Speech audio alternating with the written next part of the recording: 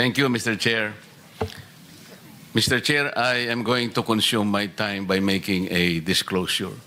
Kahapon po, mga pasado po alas 2 ng hapon, tumawag po sa akin si former Congressman Mike Defensor. Tinanong ko po kung ano ang kailangan niya. Meron daw pong isang tao na matagal na po niya kung gustong kausapin para sa isang paglalahad ng kanyang nalalaman tungkol po sa ating iniimbestiga sa committee ito. Sabi ko, madali ba yan? Kasi meron kaming session, mag-uumpisa yun ng alas 3. Sandali lang ito, sabi niya, kasi nandito lang naman kami rito sa may Golden China. Ito pong restaurant malapit sa atin. Mga 5 minuto lang po siguro mararating natin. So ako po nagparaya at pinuntahan ko kung sino yung sinasabi niyang tao.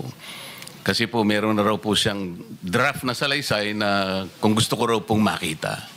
So Mr. Chair, ako po ay nagpaunlak para makita kung talagang meron ng ganung tao at meron nga siyang gustong isalaysay. Nakita ko po yung tao at pinabasa niya po sa akin yung isang salaysay na nakaporma na po. Binasa ko po. Yun pong salaysay na yun ay nagsasabi ng kanyang pagkalungkot at siguro pagkabahala, sabi niya, na bakit nangyayari sa ating bansa ito. At nalulungkot siya, Mr. Chair, sapagkat meron siyang partisipasyon doon eh. At nung makita ko ang kabuuan ng kanyang salaysay, meron po siyang personal na kaalaman para ikonekta si Representative Saldico kay former Speaker Martin Romualdez. Sabi ko, hindi ako pwedeng magtagal, nabasa ko na ito, hahabol ako sa aming sesyon alas 3. Pero kung talagang ikaw ay voluntaryo mong gustong gawin yan sang-ayon sa iyong nilalahad dito, di sige, i-finalize mo yan at gusto ko, ipanotaryo mo sapagkat hindi po pwedeng hindi notaryado yan. At kung buo ang loob mo at talagang yan ay matagal mo nang iniisip, pumunta ka ako bukas ng umaga sapagkat meron kaming pagdinig. Mr. Chair, nandito po yung tao at hawak ko po yung ilang piraso ng kanyang sinumpaang salaysay. Kung po pwede po sana natin siyang tawagin ngayon. Mr. Gutesa, kaninang ako'y nagpapaliwanag para ipakilala kita. Narinig mo yung aking sinabi? Yes, Your Pwede mo Honor. bang i-confirm na kung ano yung sinabi ko ay nangyari kahapon? I confirm, Your Honor. Salamat po. At ngayon po ay hawak ko nga ang inyong sinumpaang salaysay na nung draft ito ay binasa ko. Ganun din nga po at wala namang pagbabago. At gusto ko lamang pong sabihin ninyo na mayroong pirma sa ibabaw ng pangalang Orly Regala Gutesa. Kayo po ba ang nagpirma nito? I confirm, Your Honor. At gaya po ng sinabi nyo sa akin kahapon, voluntaryo yung ginawa ito at wala namang namilit sa inyo. At katotohanan yan, ako nga po ay ininyayahan nyo para makita ko yung inyong salaysay. Yes, Your Honor. Ito po ay pinanotaryo ninyo. Nakikita ko rin po. Totoo po ba itong notaryong ito? Totoo po, Your Honor. Okay. Ngayon, kayo na po ang magbasa para sa ganun ay marinig po ng buong kapulungan. Pwede po niyong basahin ang inyong salaysay. Maraming salamat, Your Honor. Mr. Chair, can he proceed? He may proceed. Ako po'y nagpapasalamat sa pagkakataong ito. Sa Senate Blue Ribbon Committee, Senador Ping Lacson, sir. At sa iba pang member na nandito po.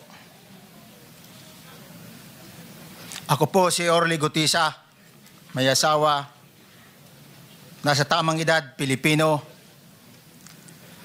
Makatapos makapanumpa na ngayon sa umiiral na batas ay nagsasaad at naglalahad ng gaya ng mga sumusunod. Ako po ay lumabas upang magsalita sa isyu na ito. Bilang isang dating sundalo, Inaalay ko ang aking buhay para sa ating bansa. Sa pagkakataong ito, nagdesisyon akong magsalita at maglabas dahil ayokong maging masama ang kinabukasan ng aking mga anak, apo ko sa darating na panahon.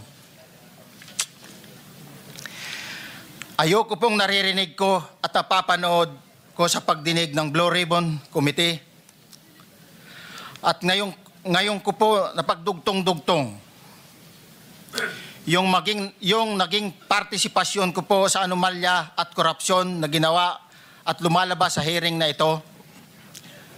Yung palang pera na binubuhat namin at dinedeliver mula sa masamang gawain na nagdulot ng baha na ikinamatay ng tao at imbes na gamitin ang pera sa edukasyon, medikal at programa na mapunta lamang pala sa bulsa ng mga politiko.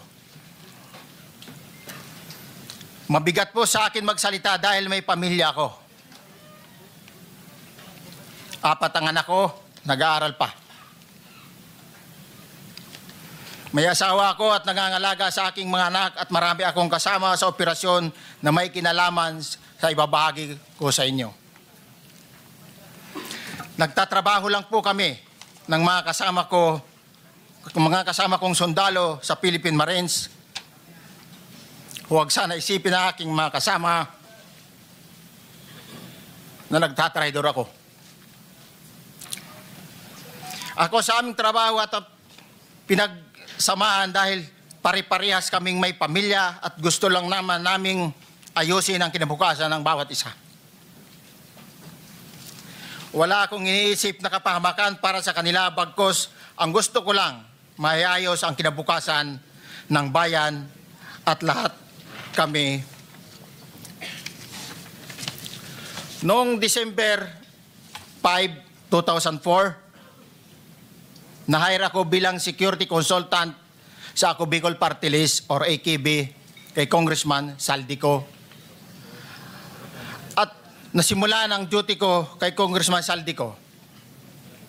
Bawat umaga, nagre-report ako sa BGC sa Horizon, sa Bonifacio Global City, kung saan nakatira si Kong Saldico. Tuwing may duty at detailed ako sa basura, it means itong basura,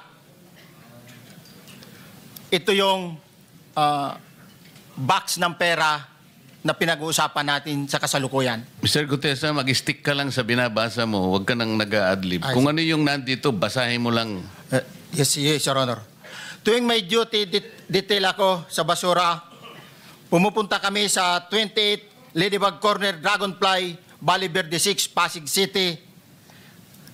Tagabuhat lang ako ng malita ng basura. Ang ibig sabihin ng basura ay malita na may lamang pera. Ang bawat malita ay may lamang humigit kumulang 48 million pesos.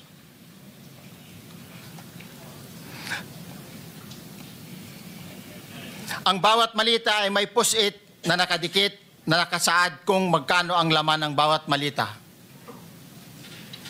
Tuwing may duty detail sa basura, may pumupunta na tao na magde-deliver ng basura at nire-receive ni John Paul Estrada at Mark Tiksay. Ang mga executive assistant ni Congressman Saldico at sila ang mga detailed sa mga ganyang activities. Ang mga nangyayari kapag duty kami sa basura, kalimitang dinadala sa bahay ni Congressman Saldico sa Valle Verde 6 at tinatanggap naman ni Mark at ni Paul. Pagkatapos naming may baba ang nasabing basura, ipinapasok sa bahay ni Congressman Saldico sa Valle Verde 6 at binibilang ni Mark at ni Paul. Alam ko na ang laman ng malita ay pera sapagkat nakita ko si Paul na binuksan ang malita at inilabas ang laman para bilangin. Ang isang ehemplo na nagdala ng pera ay si Congressman Eric Yap ng AXIS Party List. 46 na malita ang dala niya sa bahay ni Congressman Saldico sa Valle Verde 6. Pagkatapos mabilang, isinakay namin sa mga sakyan patungo sa Horizon Residence sa Taguig. At dumiretso kami sa basement upang may baba ang nasabing basura. Ang sinasakay namin sa mga sakyan patungo sa Horizon Residence Taguig. Pagdating sa Horizon Residence, dumidiretso kami sa basement upang may baba ang nasabing basura at dalhin sa unit ni Congressman Saldico sa 56th floor sa nasabing lugar kung saan siya nakatira. Bago ibaba ang nasabing basura, ito ay bawas na. Halimbawa, nag-akyat kami ng 46 na malita.